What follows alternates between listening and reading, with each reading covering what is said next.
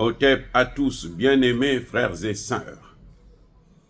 TV5 Monde, BBC, Voice of Africa, Ouest France, Monde Afrique, Agence Ecofilm, Deutsche Welle, Le Guardian,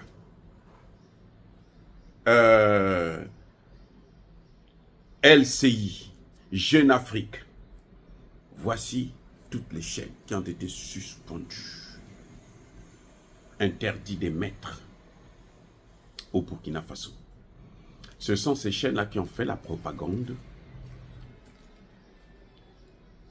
contre les troupes burkinabées, sous prétexte que, soi-disant, eux, ils ont vu les Burkinabés, l'armée burkinabé, prendre des civils, ils les mettent là comme ça, et puis les canardent. C'est-à-dire que c'est même impensable.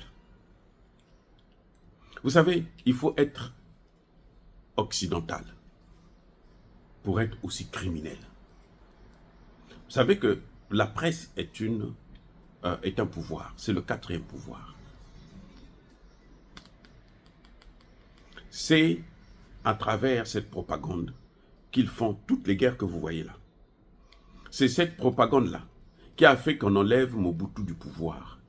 C'est cette propagande-là qu'ils sont en train d'utiliser pour placer Succès Masra au pouvoir. C'est cette propagande-là qui en fait que Bassirou Diomaye Faye puisse être au pouvoir avec Sonko. Dans la propagande. C'est un grand pouvoir. Et nous ne contrôlons pas encore la propagande. Nous ne contrôlons pas nos chaînes. On n'arrive pas encore à contrer leur propagande.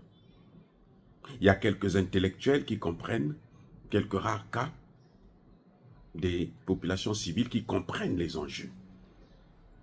Mais en fait, ce sont eux qui détiennent encore le pouvoir en Afrique à travers leurs médias, à travers les ONG. C'est comme ça que ça fonctionne. Comme vous voyez comme ça, là, c'est que le capitaine Traoré, président du Burkina Faso, est sur la ligne de mire. C'est lui qu'on veut abattre.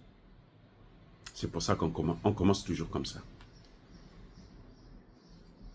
Ils ont, le premier ministre malien, le docteur Choguel vient de le dire.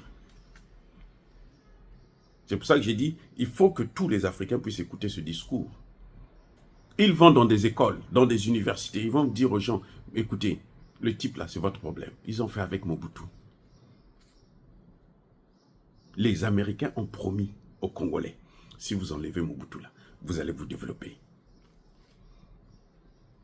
C'était une façon de monter la masse contre le président Mobutu.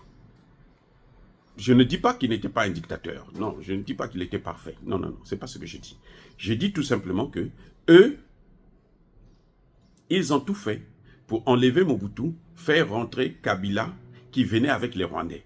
Parce que leur objectif, c'était même pas Kabila, c'était les Rwandais. Pour que les Rwandais prennent le Congo. Et jusqu'aujourd'hui, les Rwandais contrôlent le Congo. Et Tshisekedi, comme Tshisekedi n'a rien compris, eh bien, pour l'instant, on va continuer à pleurer. C'est le Rwanda qui contrôle le Congo. Oui. La démocratie que vous voyez, élection, machin, tout ça, c'est du pipeau. Celui qui contrôle, c'est Kagame.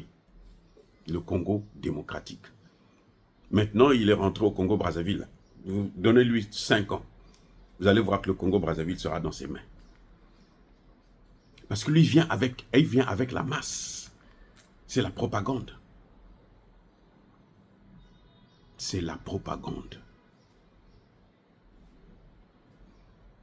C'est pour ça que nous saluons l'attitude, la réaction du président Traoré.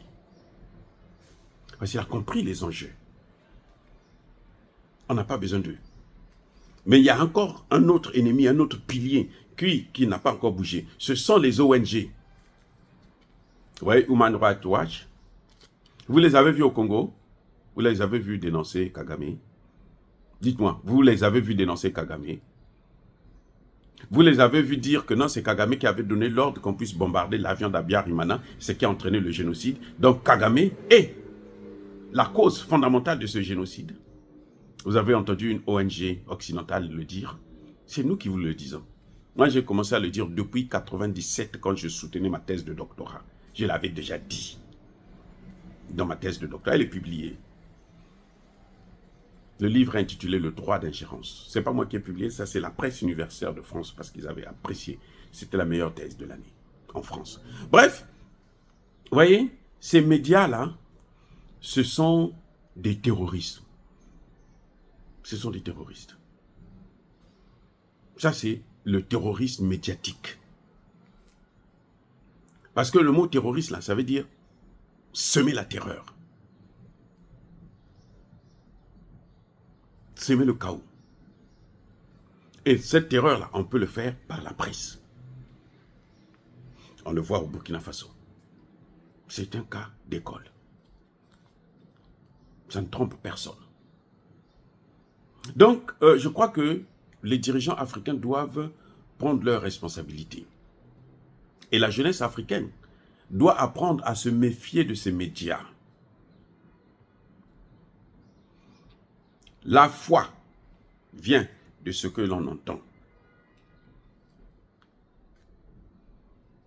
C'est-à-dire que quand vous entendez un mot, vous entendez une phrase, vous entendez une théorie, vous ne maîtrisez pas, vous ne comprenez pas à quel niveau ce que vous êtes en train d'entendre est en train de vous affecter. Eh oui, ça vous ronge à l'intérieur, ça vous détruit. Comment les gens obtiennent le stress? C'est ça. On lui donne une mauvaise nouvelle comme ça, il est paniqué. Et puis, le stress détruit. Ça peut même vous entraîner là, à la mort. La jeunesse africaine, là, si vous voulez être lucide, si vous voulez être combatif, si vous voulez continuer à mener ce combat-là de votre souveraineté, vous devrez apprendre à éviter ces chaînes-là. RFI, France 24, machin, toute la panoplie là, des médias mensonges. Eux-mêmes, chez eux, ils ont arrêté Sputnik, Russia Today. Ça n'a même pas été fait par l'institution de l'État français. Ça a été fait depuis l'Union européenne, par von der Leyen. Elle a déclaré, bon, stop avec ça. Sans procès. Et on a arrêté. On n'a même pas payé les droits de tous ceux qui travaillent, même les Français qui travaillent dans ces chaînes-là. Vous voyez, donc, eux-mêmes, ce qu'ils font, parce qu'ils savent quel est le pouvoir que le média, la presse peut avoir. Et chez nous, on vient dire que c'est une violation des droits de l'homme, des droits de la presse, la liberté de la presse. Non, il n'y a pas de liberté de la presse quand cette presse-là est en train de faire une propagande, quand cette presse-là aide les terroristes à tuer nos populations. Il n'y a pas de liberté dans ce cas. Ça, ce n'est pas la liberté. Je suis désolé. Ce n'est pas la liberté. Oui. La liberté, c'est pas ça.